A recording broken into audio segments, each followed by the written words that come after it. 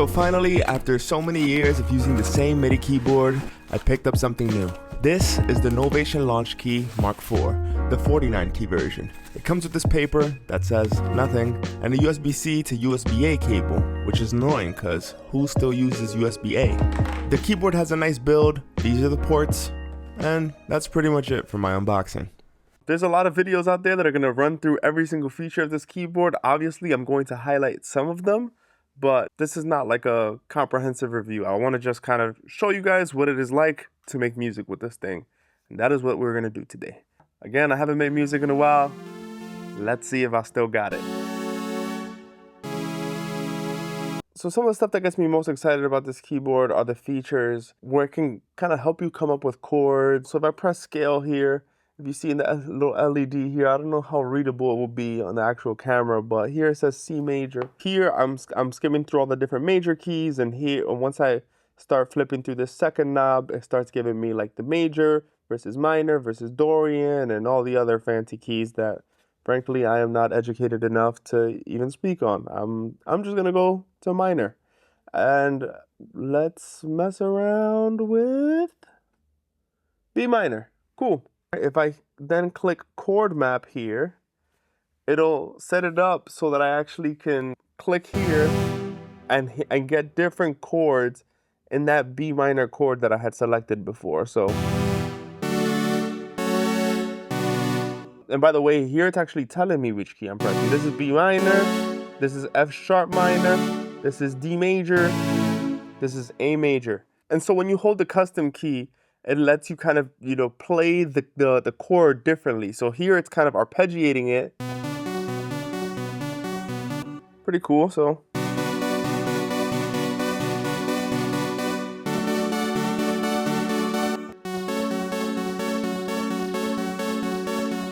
Let me mess around and see if I can find a different sound that I might like.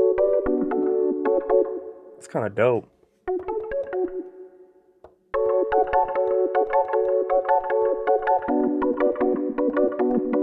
I like it. Let's record it.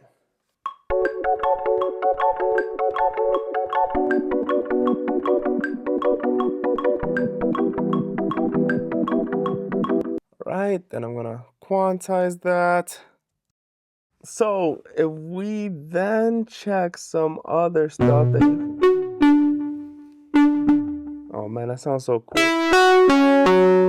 So in this third knob, right, this is actually pretty cool. It has a few different options to make it even easier for you to play. So like, for example, this is easy scale where, so it just puts these white keys perfectly in scale. So I could actually just use these to play. It's a little bit of a, you know, just making stuff easier for folks who are not as music theory savvy. It also does this thing where it like filters all the keys that are not in scale out of scale. So you can't make any mistakes. So you see, since C and D sharp are not actually in the B minor scale, it like disables them, so I can't even play them. Here I can move instruments, by the way.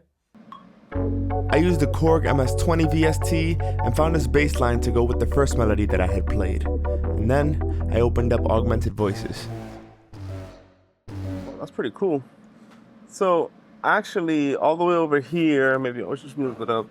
We have the octave buttons, by the way.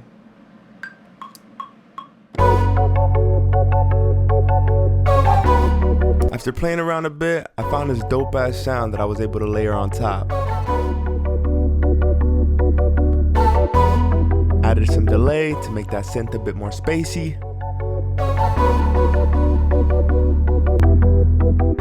Then, of course, I opened up Splice to find some kick sounds, which I layered to follow the same rhythm as the synth that I just laid.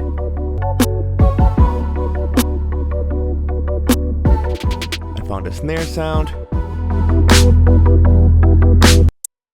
Here I tested out some different hi-hat loops. I actually liked this one, but I ended up pitching it down 12 semitones. Thermal is an output plugin that I like to use for saturation effects and to just mess with sounds to change their feeling. You can hear what it's doing here as I'm scrolling through the presets. Sometimes they're a bit too much, so I play around with the dry wet slider to strike the right balance.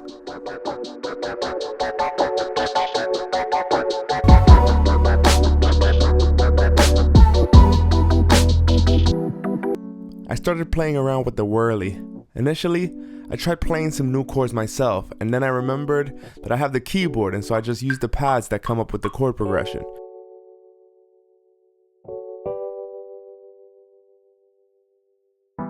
It wasn't perfect, the octaves seemed to be all over the place, but I ended up adjusting them a bit in the piano roll after, and it still ended up being pretty easy to come up with a new chord progression.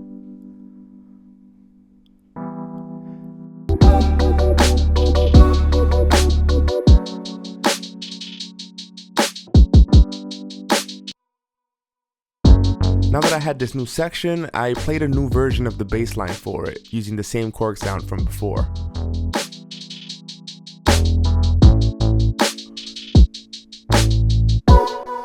I found this other synth in augmented voices that I really loved, and I came up with this melody here.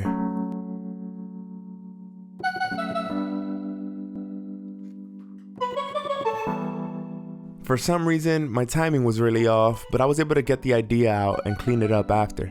I knew what I wanted in my head, I just wasn't able to play it perfect initially. Alright, let me see if I can get this to sound good.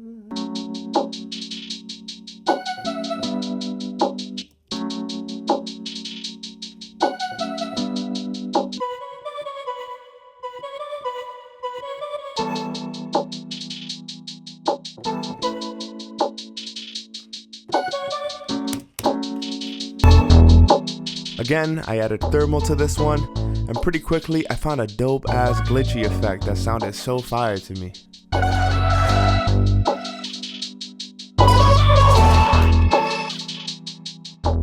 Now I promise y'all I look mad chill in this moment, but I'm actually super hyped.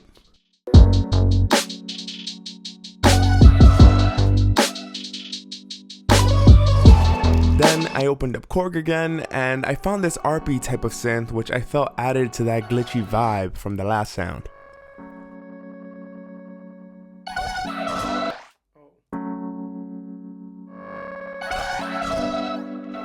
Same thing with these bells from Prophet.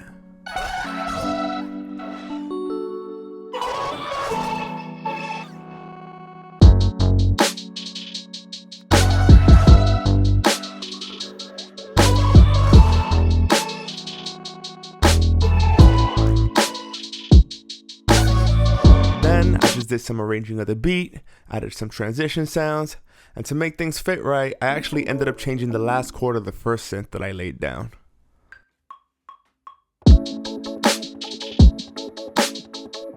I think it all came together pretty nice. Y'all let me know.